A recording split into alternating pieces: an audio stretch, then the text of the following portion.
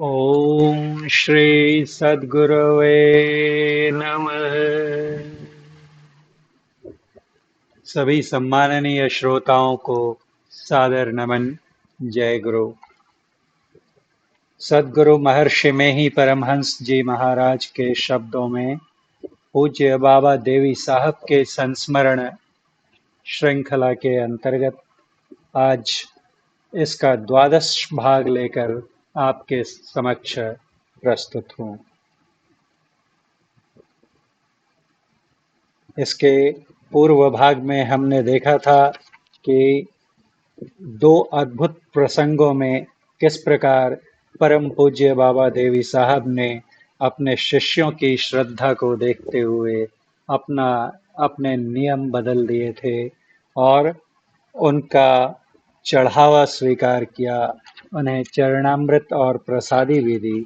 और इसके साथ ही एक और महत्वपूर्ण सिद्धांत भी हमने देखा था कि जो पूज्य बाबा देवी साहब अपने सदशिष्य महर्षि में ही परमहंस जी महाराज को समझाते हुए कहते थे कि प्रसादी और चरणामृत देने का मुख्य उद्देश्य क्या है कि सदगुरु के शरीरस्थ जो आध्यात्मिक ताप और ज्योति होते हैं वो उनके साथ साथ उनके शिष्य में भी उनका रूपांतरण हो जाए, उनका शक्तिपात हो जाए। किंतु जब उनके सन्निकट बैठने से, उपनीत होने से, उनकी आंखों से आंखें मिल जाने से भी यदि वही शक्ति और ताप शिष्य के संपूर्ण अंग में प्रविष्ट हो जाती है, तब फिर झूठे प्रसाद और चरणामृत का क्या प्रयोजन है।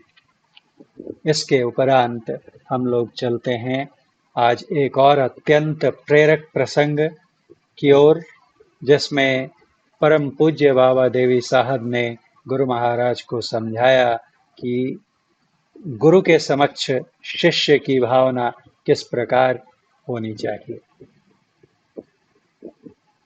मैं बाबा साहब के दर्शन के लिए कई बार जाता था और उनके दर्शनार्थ में जब भी जाता, प्रत्येक बार आते के साथ ही वो मुझसे पूछते कि यहाँ कितने दिन ठहरोगे। जब मैं ठहरने की अवधि अपनी ओर से बता देता, तो वे इसे पूरा होने के 3 दिन प्रथम से ही मुझ पर इतने बिगड़ने लगते कि प्रत्येक बार मुझे अवधि बिना पूरा किए ही वापस चले आना पड़ता। बारंबार ऐसा होते देखकर मैंने यह निश्चय कर लिया कि अब बाबा साहब को जाने की अवधि के विषय में कुछ कहूंगा ही नहीं।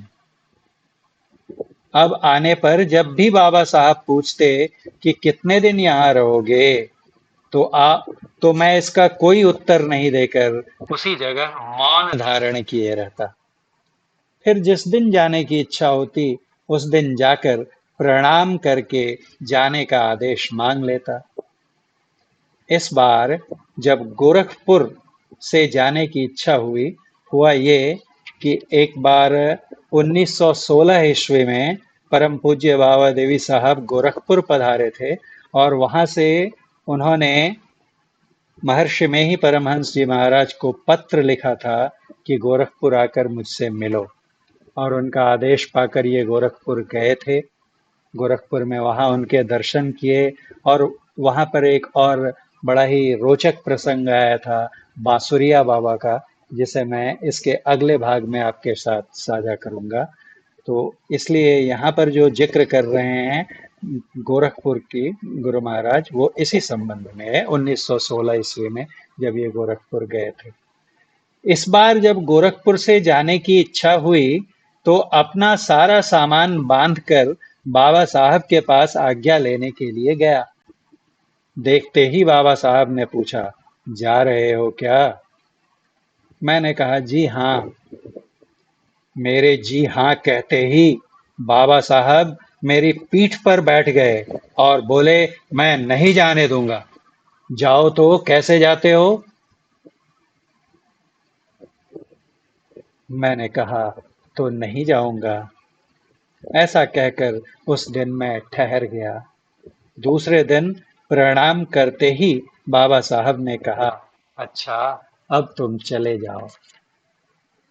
इससे यह ज्ञात होता है कि शिष्य को सद्गुरु के समक्ष अपनी इच्छा का अनुगमन नहीं करना चाहिए। सदा उनके निर्देश का ही परिपालन करना श्रेयस्कर है। कितना सुंदर सिद्धांत इस इतने बार के प्रसंगों के द्वारा महान गुरु ने अपने महान शिष्य को समझाया और शिष्य ने समझकर उसका वर्णन हम सबों के समक्ष किया। अब ये हम शिष्यों पर निर्भर करता है कि हम उनकी सीख को किस प्रकार आत्मसात करते हैं। तो ये रहा एक अत्यंत ही रोचक, रोमांचक एवं प्रेरक प्रसंग। इसके पश्चात मैं गोरखपुर के बांसुरिया बाबा का प्रसंग अगले भाग में लेकर आऊँगा।